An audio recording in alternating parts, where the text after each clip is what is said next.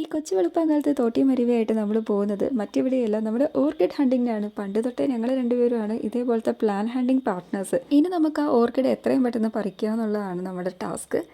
അപ്പോൾ ഈ ഒരു ഓർക്കിഡ് പറിക്കാൻ വേണ്ടിയിട്ടാണ് ഈ തോട്ടിയൊക്കെ ആയിട്ട് ഞങ്ങൾ വന്നിട്ടുണ്ടായിരുന്നത് കേട്ടോ. ഓർക്കിഡ് നമ്മൾ നോട്ടീസ് ചെയ്തിട്ടുണ്ടായിരുന്നു. ഞങ്ങൾ ഇടയ്ക്ക് നടക്കാൻ പോകുന്ന പതിവുണ്ടായിരുന്നു. 2 ദിവസം പോയിട്ട് 2 ആഴ്ച റെസ്റ്റ് എടുത്ത മുതലുകളാണ് ഞങ്ങൾ. അങ്ങനെ നമ്മുടെ ഓർക്കിഡ് ഫൈൻഡ് ഔട്ട് ചെയ്ത് നമ്മൾ ഓർക്കിഡ് ആദ്യമേ തന്നെ പറിച്ച് താഴെ ഇട്ടു. ആദ്യമേ തന്നെ നമ്മൾ കണ്ണിപ്പെടാത്തതുകൊണ്ട് അത് അവിടെ നിന്ന് നന്നായിട്ട് വളർന്ന് പൂക്കളൊക്കെ ഉണ്ടായിട്ടുണ്ടായിരുന്നു കേട്ടോ. ഈ ഓർക്കിഡിൻ്റെ പേര് ആർക്കെങ്കിലും അറിയുമെങ്കിൽ ജസ്റ്റ് ഒന്ന് കമൻറ്റ് ചെയ്യുക. ഇതിൻ്റെ അകത്ത് ഫ്ലവേഴ്സോട് കൂടി ഞാൻ നിങ്ങളെ കാണിക്കുന്നതായിരിക്കും. ഞാനിത് യൂട്യൂബിൽ അവിടെ ഇവിടെയൊക്കെ സെർച്ച് ചെയ്ത് നോക്കിയിട്ട് എനിക്കെന്തോ ഫൈൻഡ് ഔട്ട് ചെയ്യാൻ പറ്റിയില്ല കേട്ടോ. അതുകൊണ്ടിട്ടാണ് ഞാൻ നിങ്ങളുടെ അടുത്ത് ചോദിക്കുന്നത്. അങ്ങനെ നമ്മൾ അവിടെ നിന്ന് ഓർക്കിഡ് പറിച്ചു. ഇനി ആ ഒരു ഓർക്കിഡ് നമ്മൾ ഭദ്രമായിട്ട് നമ്മൾ ജീപ്പിൻ്റെ ബോണറ്റിലൊക്കെ വെച്ചിട്ടുണ്ട്. ഇനി അടുത്ത ഓർക്കിഡിലേക്കാണ് നമ്മൾ പോകുന്നത്. ഇതും സെയിം വെറൈറ്റിയിൽ വരുന്ന ഓർക്കിഡ് തന്നെയാണ് കേട്ടോ. ഇതിനകത്തൊക്കെ നല്ല രസമുണ്ട് കേട്ടോ. ഫ്ലവേഴ്സൊക്കെ ഇങ്ങനെ ഉണ്ടായി നിൽക്കുന്ന കാണാൻ വേണ്ടിയിട്ട്. അങ്ങനെ ആ ഓർക്കിഡ് നമ്മൾ താഴെ ഇട്ടിരിക്കുന്നു. അങ്ങനെ അതും നമ്മൾ പറിച്ച് ഭദ്രമായിട്ട് നമ്മുടെ വണ്ടിയുടെ ബോണറ്റിൽ കൊണ്ട് പ്ലേസ് ചെയ്തിട്ടുണ്ട് കേട്ടോ. ആ തോട്ടി എനിക്കറിയാം. ഈ ഓർക്കിഡ് വെറൈറ്റീസിൽ കുറേ പൂക്കളുണ്ട് കേട്ടോ. കാണാൻ നല്ല ഭംഗിയാണ്. ഇങ്ങനെ കൊലയായിട്ട് ഇങ്ങനെ ഉണ്ടായി നിൽപ്പുണ്ട്. ഇതിൻ്റെ പേരറിയാമെങ്കിൽ ജസ്റ്റ് ഒന്ന് കമൻറ്റ് ചെയ്യുക. അതോടൊപ്പം തന്നെ ഈ ഫ്ലവറിൻ്റെ ഒരു ചെറിയൊരു നല്ലൊരു ലവബിൾ സ്മെല്ലുണ്ട് കേട്ടോ. നമ്മൾ നന്നായിട്ട് സ്മെൽ ചെയ്ത് നോക്കുമ്പോഴുള്ളൂ നമുക്ക് മനസ്സിലാവുള്ളൂ. അവിടെ നമ്മൾ ഓർക്കിഡ് പറിച്ചിട്ട്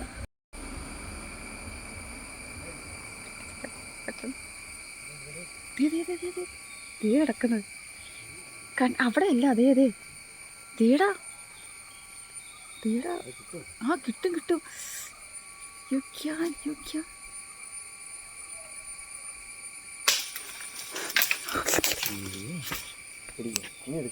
വേറെ സർവീസ് വയറാണ്. ഉണക്കക്കമ്പായിട്ട് കുഴപ്പമില്ല അല്ലേ. എനിക്ക് ഓർക്കിഡ് മാത്രം മതി. Thank you so much. എടാ അങ്ങനെ എടുക്കണ്ട, ഇതിൽ നിന്ന് പൊടിച്ചെടുക്കടാ, വലിച്ചെടുത്താൽ പോരെ. ഇവിടുന്ന് കിട്ടിയ ഓർക്കിഡ് ഫോക്സ് ടെയിൽ ഓർക്കിഡാണ് കേട്ടോ. ഫോക്സ് ടെയിൽ ഓർക്കിഡ് എല്ലാവർക്കും അറിയാം, നല്ല ഭംഗിയാണ്. ഭയങ്കര ഫ്ലവേഴ്സ്.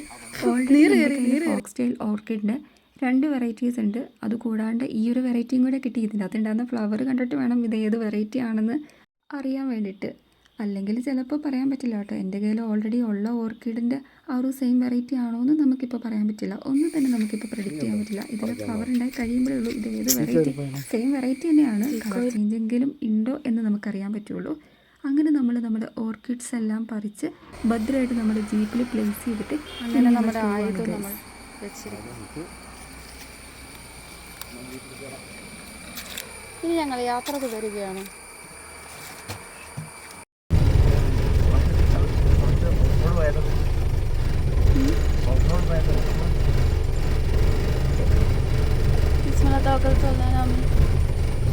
നിന്റെ കൂടെ ഏത് വണ്ടി കയറിയാലോ ഓഫ് റോഡാ.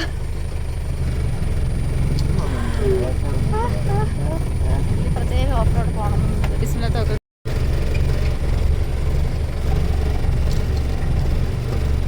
ഗൈസ്, അങ്ങനെ നമ്മൾ ഓർക്കിഡ് വിജയകരമായി പറിച്ചിട്ട് നമ്മുടെ വീട്ടിലേക്ക് നമ്മൾ നമ്മുടെ ജീപ്പയിൽ പോവുകയാണ്. നമ്മളെ സഹായിച്ച് നമ്മുടെ മുതലാളിയോട് നമുക്ക് താങ്ക്സ് പറയേണ്ടതാണ്. താങ്ക്സ് കൊടുക്കുകയാണ്. മറ്റൊന്നുമില്ല നമുക്ക് കൊടുക്കാനായിട്ട് മുതലാളിക്ക്. അതുകൊണ്ട് ഞാൻ എന്നും മുതലാളിയോട് കടപ്പെട്ടിരിക്കുന്നു. മുതലാളി ഓർക്കിഡൊക്കെ പറിച്ച് ഇനി നമ്മൾ നേരെ വീട്ടിലേക്കാണ് പോകുന്നത് കേട്ടോ. ജസ്റ്റ് ഞങ്ങളുടെ വീടിൻ്റെ തൊട്ട് താഴെ തന്നെയായിരുന്നു. അപ്പോൾ റോഡിലൂടെ നമ്മൾ ഈ ഒരു തോട്ടിയും കമ്പും കഴിക്കലൊക്കെ ആയിട്ട് പോകുമ്പം എന്തോ ഒരു ഇത്. സമ്മർ സീസണും അതോടൊപ്പം തന്നെ സ്കൂളൊക്കെ അടച്ചുകൊണ്ട് തന്നെ ഈ വഴിക്ക് കുറേ അധികം റഷ് ഉണ്ട് കേട്ടോ. വേറൊന്നുമില്ല, എൻ്റെ വീടിൻ്റെ അടുത്തായിട്ടാണ് ഇല്ലിക്കക്കല്ല്. അപ്പോൾ ഇതുവഴി കുറേ ആൾക്കാർ പോകാറുണ്ട്. അപ്പോൾ ഞാൻ ഈ തോട്ടിയും കമ്പും കഴിക്കലൊക്കെ ആയിട്ട് പോകുമ്പോൾ മിക്കവാറും അവരുടെയൊക്കെ വ്ളോഗിൽ കാണാൻ പറ്റുമായിരിക്കും. അതുകൊണ്ടിട്ടാണ് കേട്ടോ. ആ ഒരു സീൻ ഒഴിവാക്കാൻ വേണ്ടിയിട്ടാണ് നമ്മൾ നമ്മുടെ വണ്ടിയിൽ പോയത്. വണ്ടിയിൽ പോകുമ്പോൾ സേഫ് ആണല്ലോ, പറിക്കുക, അതിൻ്റെ അകത്തോട്ട് പ്ലേസ് ചെയ്യുക, നമ്മുടെ സൗകര്യം വരെ നമുക്ക് തിരിച്ചു വരാമല്ലോ.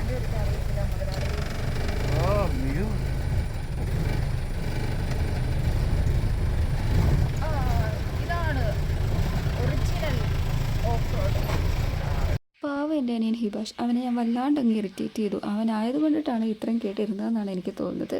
ഇതൊക്കെ ഒരു രസമല്ലേ, നമ്മൾ ഇവരോടല്ലാതെ പിന്നെ ആരോടെ ഇങ്ങനെയൊക്കെ സംസാരിക്കും.